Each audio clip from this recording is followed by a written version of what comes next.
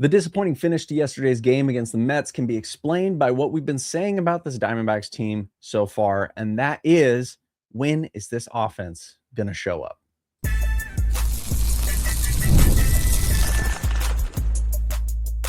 You are Locked On Diamondbacks, your daily Arizona Diamondbacks podcast, part of the Locked On Podcast Network, your team every day.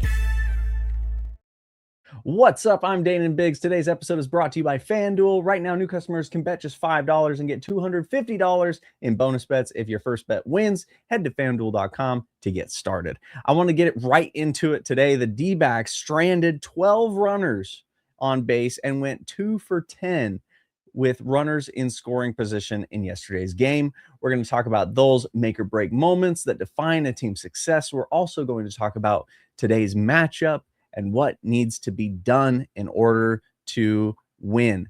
But first, let's recap yesterday's game because there are some interesting things to take note of.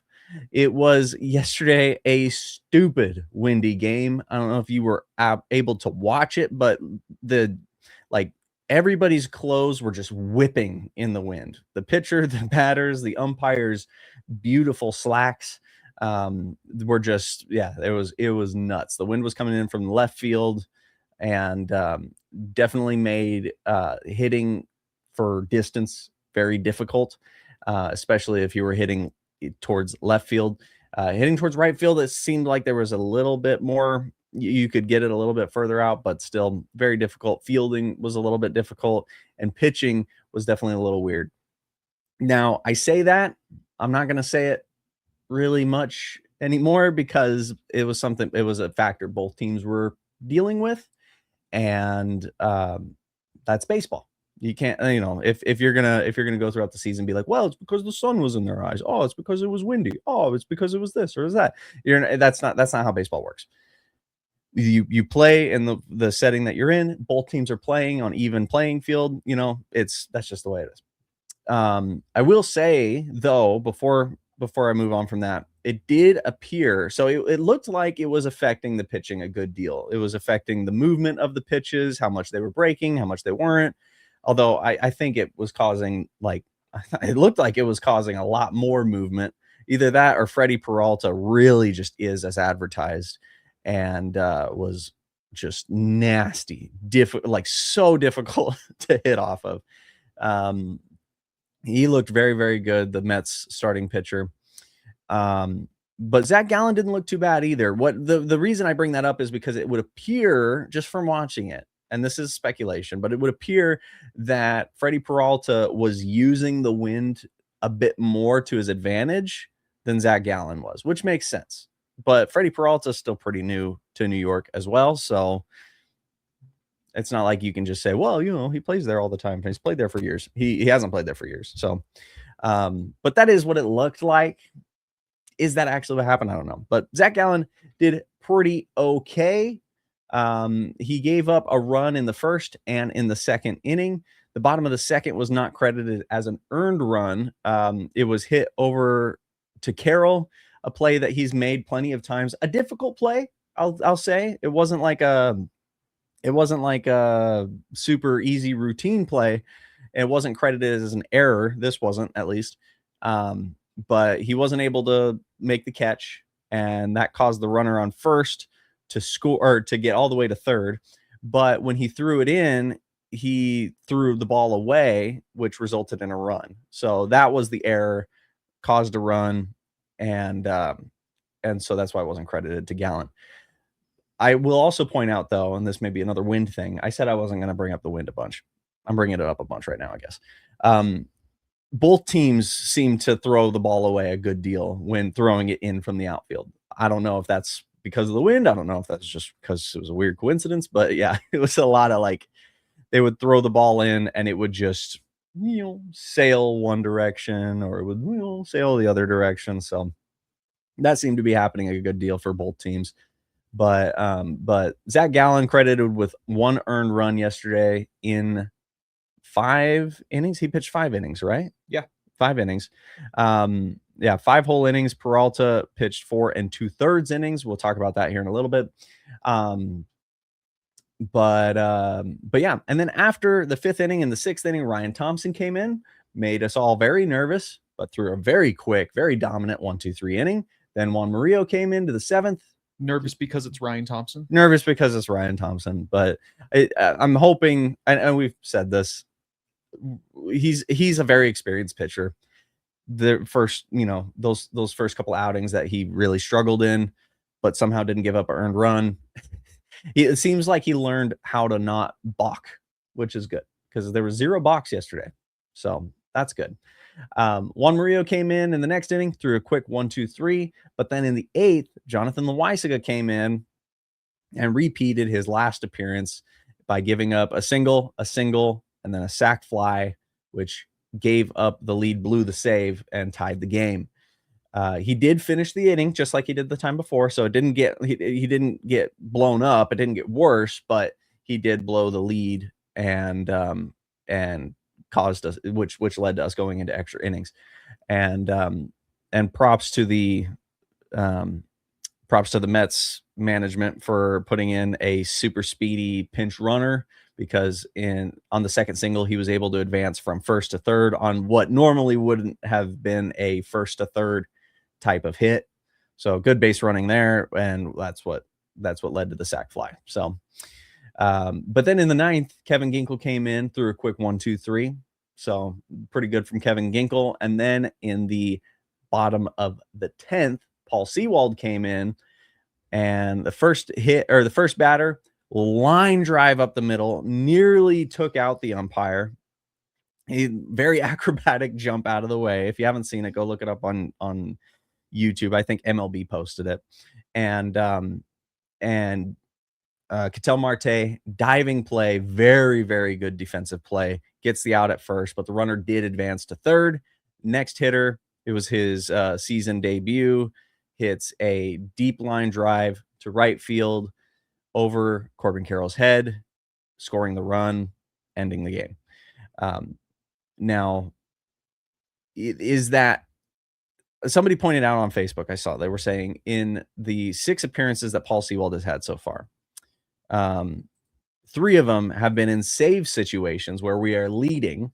3 of them have been in non-save situations.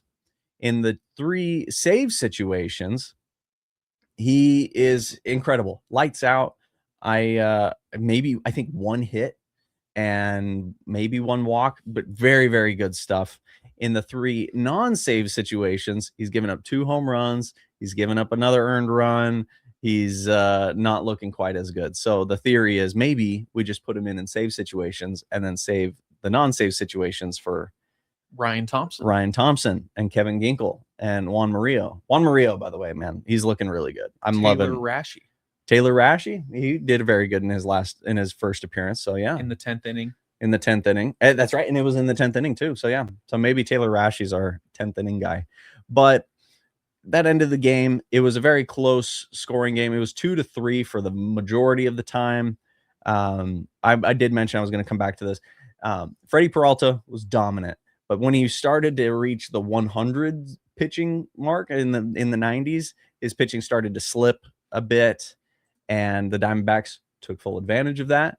They were able to, let's see, I had it pulled up here. In the 5th inning, the Diamondbacks, well, first of all, they struck out. So 2 outs, nobody on. Carroll hits a single. Perdomo walks. Moreno gets hit by a pitch, attaboy, and then they pulled out Freddie Peralta. So bases loaded, 2 outs, and then Adrian Del Castillo comes in, hits a single, and scores 2 runs, ties the game. And then Nolan Arenado comes in and hits what should have been a single on a fly ball into shallow left field, and scored another run, but heads up base running from Arenado noticed that the second baseman and shortstop both went to try and field that ball. I guess it was more in center field. And so there was nobody covering second. So he just waltzed straight into second. Scored 3 runs there. So that was our only inning where we scored runs, but it was not our only inning with offense. We actually had a fairly decent offensive outing yesterday, but we weren't able to capitalize on it. And we're going to talk about why right after this.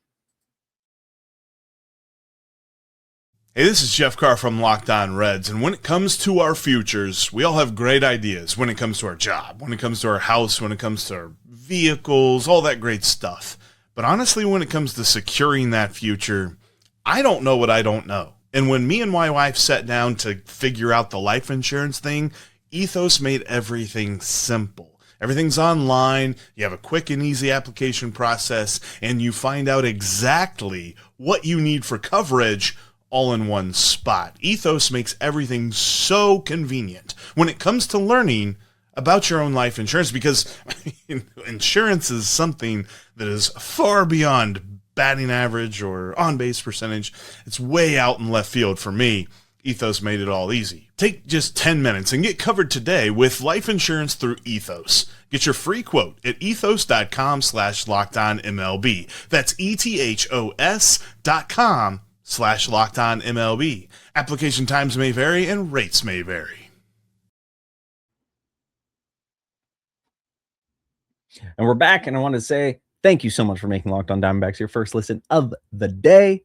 And don't forget to check out the Everydayer Club for ad-free episodes and access to a group chat with me and other listeners of the show. Tap in the link in the show notes or go to lockedondiamondbacks.supercast.com. Now, again, like I mentioned, the Diamondbacks had a pretty decent offensive game yesterday, and that's with the crazy wind. So, like with that wind, home runs turned into flyouts and little bloops turned into pop-ups, and just it was weird. That happened with the other team as well, though, so that take that into account. But yeah, what shouldn't have been much of a very offensive heavy game turned out to be pretty fun to watch. Lots of singles, lots of base hits. We had 9 hits, 3 walks, a few hit by pitches, so a lot of base runners, but only 1 inning where we were able to score. And as I mentioned at the top, we went 2 for 10 with runners in scoring position, and we stranded 12 base runners during this game. So it comes down to clutch. What happened? Let's take a quick look back. In the top of the second, we had runners on second and third. Ketel Marte comes up. Ugly strikeout. Now that's, I guess I say ugly strikeout. Great pitching by Freddie Peralta. I don't want to demean either Freddie Peralta or Ketel Marte, but that's what happened. So struck out. Top of the 5th, bases loaded with 2 outs. Del Castillo is able to drive in those 2 runs to tie it. Arenado doubles to score 1 more. But then we had runners on second and third, and Vargas grounded out to first. Now, to be fair to Vargas, it was a very hard hit ball down the first base line. The first baseman, Vientos, was able to snag it. Very, very well played. Got the out. I remember watching it thinking, oh, had that gotten through, which had a very good chance to get through, that would have scored 2 more runs. But there you go. In the top of the 7th, Moreno doubled with 2 outs, and then Del Castillo, the hero of the day, grounded out. Wasn't able to capitalize on that. Top of the 9th, there was runners on first and second for Del Castillo again, but he struck out this time. That was like, I believe it was 3 straight fastballs that he just couldn't hit for whatever reason. And then in the top of the 10th, we stranded the ghost runner. Wasn't able to make anything happen there. So a bunch of instances where we just could not make it happen. We couldn't we couldn't get just that 1 extra point.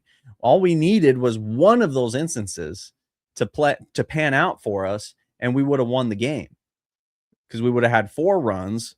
And when they scored their 3rd and the 8th, we still would have been winning and we would have won. So that was what ended up being the deciding factor. This was our 6th 1-run game. So that's happening a lot so far. 6th 1-run game out of 11.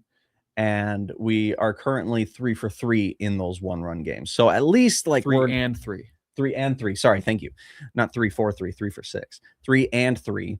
In 1-run games. So at least we're able to, I think that's a credit to our bullpen more than anything else. But that's just the case. with those. I also looked up to see just as far as our clutch abilities and stuff. Apparently, the Diamondbacks, this is an interesting number, hit into double plays 15% of the time that there is a runner on first base. When there's an opportunity for a double play, 15% of the time, the Diamondbacks are hitting into a double play.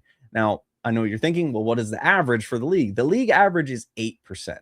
They're hitting into double plays nearly twice as often as every other team so far this season. It's a young season, early season, I understand. Is that something that can be fixed, or is that just something that needs more sample size to eventually average out?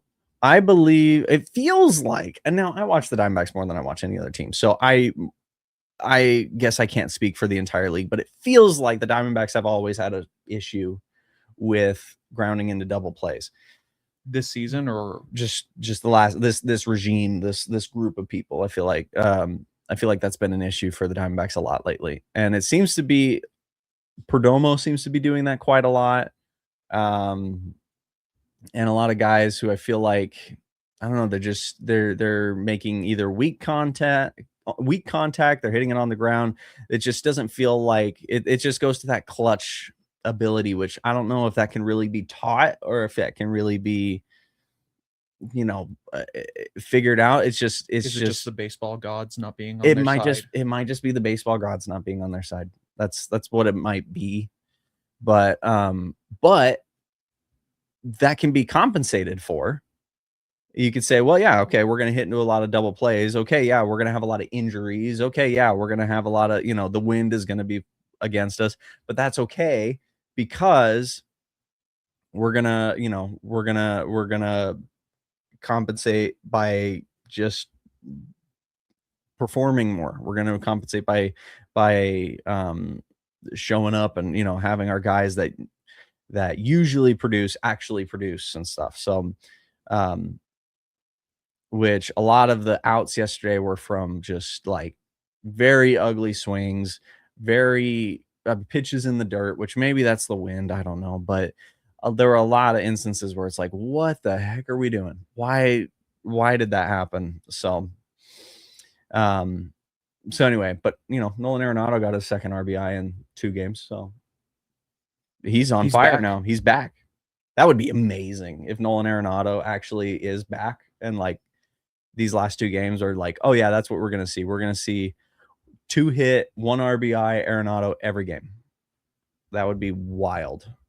And that's just his standard. That would be really awesome.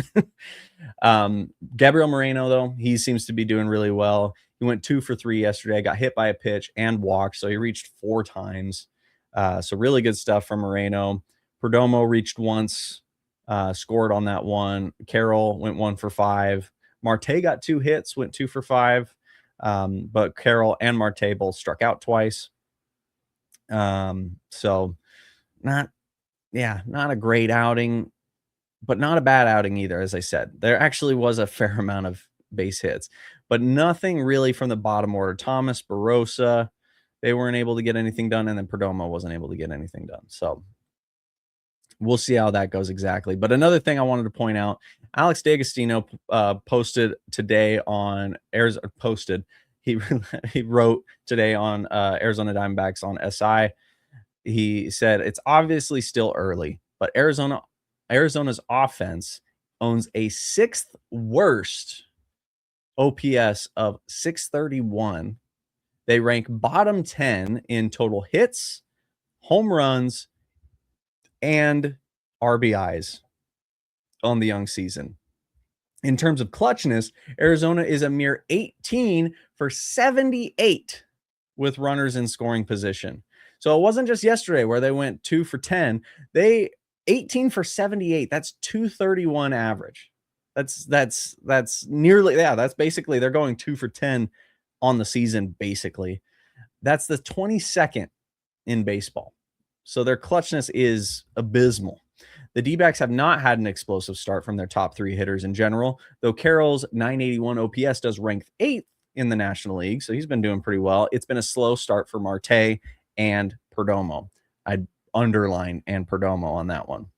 So a lot of this, there's a lot of bad luck with the bad luck with like the batted ball and everything like that. A lot of really strong hits, but right at defenders and things like that. It's not totally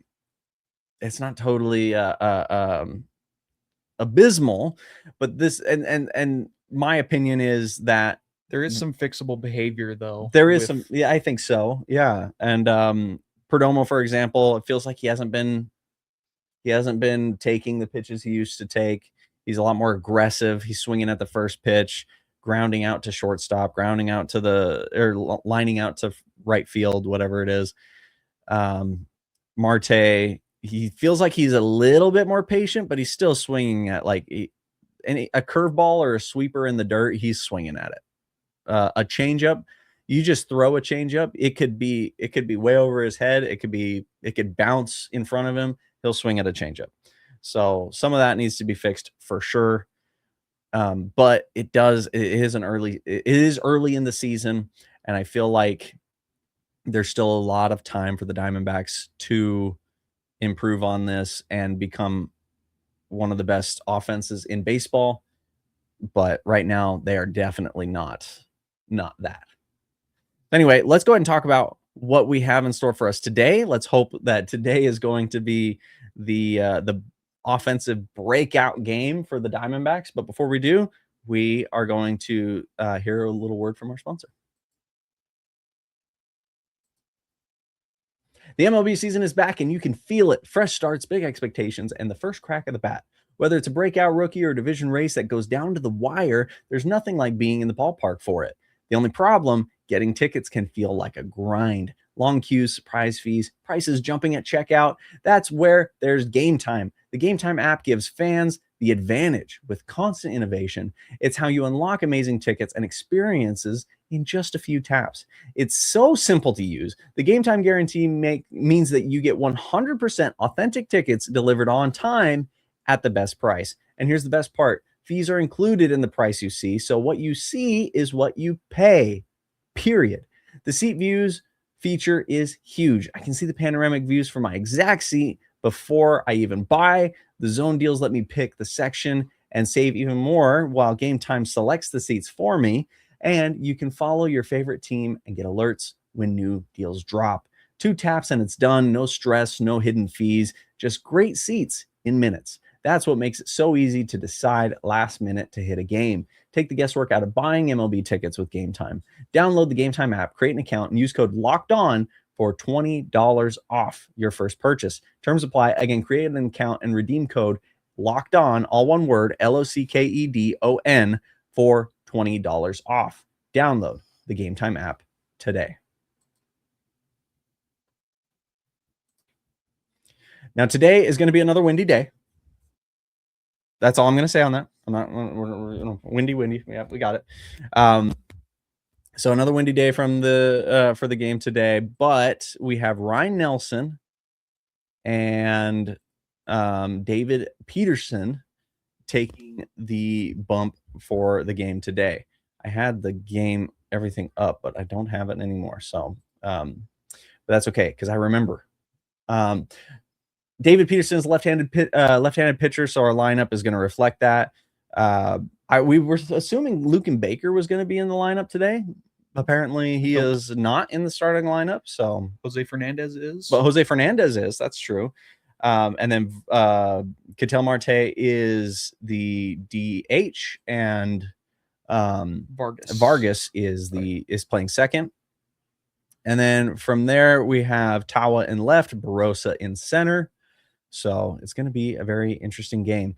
The lineup order is pretty much the same. Barossa's at 9. Marte, Carroll, Perdomo, and Moreno lead the order, followed by Arenado, Vargas, and then Fernandez, Tawa, Barossa.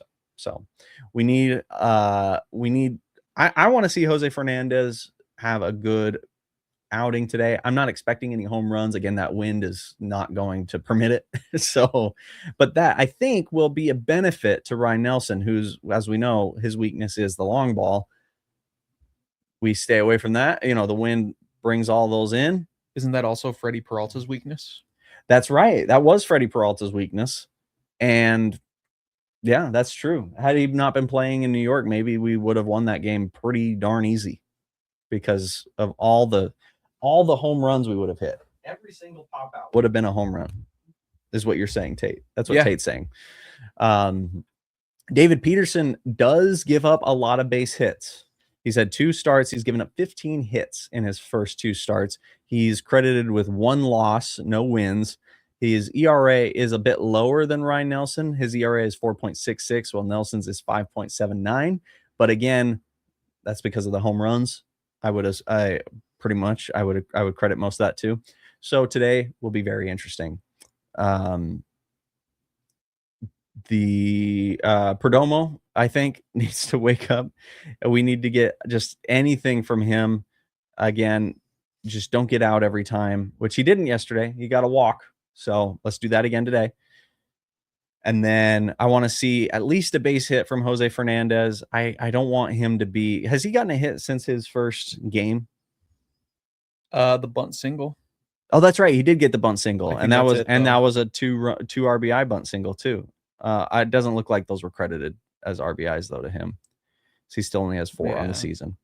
But still, that was very good. That was clutch. Besides that, though, I'm pretty sure I don't think that's so. it. Yeah. So I'd love to see that from him. Tawa and Barossa, I want to see more from. Tawa, I feel like maybe will struggle a bit more just because he is more of a power hitter. And that's when he does get hits, they're for power. And that's something that's going to be rough today. But I think still doable. I think that's something that the Diamondbacks, they had an outing yesterday. And we'll see what adjustments they make for today. They still need to barrel the ball, but they need to do it in a way that doesn't pop it up super high. And we'll see how Nelson reacts to the wind as well. But I'm expecting a good game from Nelson. I'm expecting a good game from Marte and Carroll and Moreno. I'd love to see a 2-hit, 1 RBI game from Arenado once again. So we'll see how all that goes. But you guys, that is the show today. I'm super excited. Be sure to be watching. We're posting shorts as we go and things on YouTube. So be sure to follow along, subscribe if you haven't already. Be sure to follow us on X, Instagram, Facebook, and TikTok at Locked On Diamondbacks. We're on YouTube as well as every other place you get your podcasts. If you want to see more of me, you can find more of my YouTube channels and projects at my website, slackshack.tv. And if you never miss an episode, remember the Everydayer Club is built for you. Get Locked On Diamondbacks ad-free, plus members-only Discord access and more. Head to lockedondiamondbacks.supercast.com to join the club. Thanks again, and I will see you tomorrow.